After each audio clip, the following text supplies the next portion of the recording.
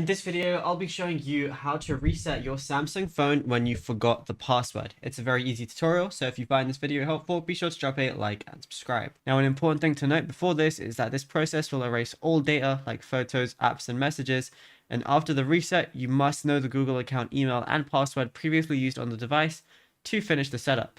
So if you recently changed your password and have One UI 6.1 or later, including One UI 8.0, Samsung allows a 72-hour grace period where you can use your old PIN to reset the new one. So enter the wrong PIN 5 times until the forgot PIN link appears, then tap it and enter the previous PIN you used before the change. You can then set a new PIN without losing any data. Now, if you don't have the shortcut above, you have to use the hardware buttons. So turn off the phone, and if it won't turn off without a PIN, hold the volume down and power button until it blacks out. Then connect the phone to a computer via USB-C.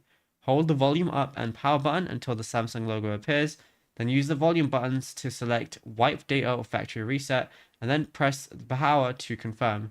Then select factory data reset and then reboot system now. And then once you go ahead and do that, you're going to have to go ahead and you can do a remote reset by going on Android, like google.com/android/find, log in with a Google account that is locked on the phone, and select your phone and click erase device. So I'll show you exactly what to do.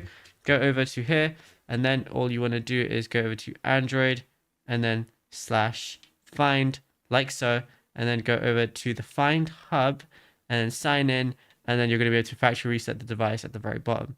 And yeah, it's as simple as that.